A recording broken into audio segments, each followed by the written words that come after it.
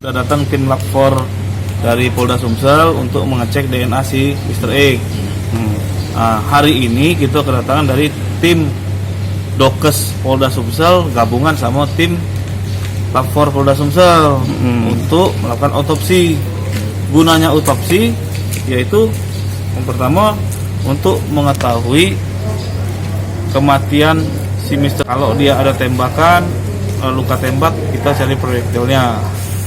Kalau dia meninggal oleh tenggelam, apakah dia sudah meninggal duluan baru dibuang, ataukah masih dalam keadaan hidup dia dibuang? Itu bisa ketahuan dari hasil otopsi. Karena memang dari sampai sekarang Mr. X kami belum ada pihak korban yang melaporkan, jadi untuk kepentingan penyidikan kami meminta tim forensik atau tim dari Dokes melakukan otopsi pada mayat tersebut. Itu. Kalau kira-kira hasilnya seberapa lama? Langsung.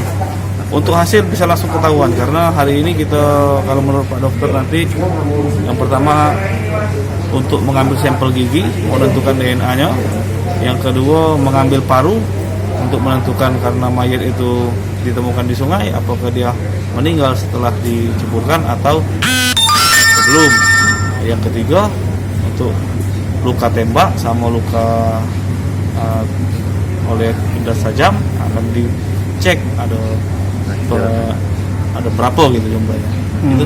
Kalau kemarin tuh memang ada berapa luka kak? Hasil visum luarnya tuh? Hasil visum mayat kemarin di rumah sakit umum daerah Lupit ada 25 luka tunduk. Di bagian mana kayak gitu? Di bagian depan ada 23, di belakang ada 2. Tapi kita tidak bisa menyimpulkan ya, apakah ini korban kita pembunuhan? simpulkan ini akibat penganiayaan. Penganiayaan ya. Yang mengakibatkan korban meninggal dunia.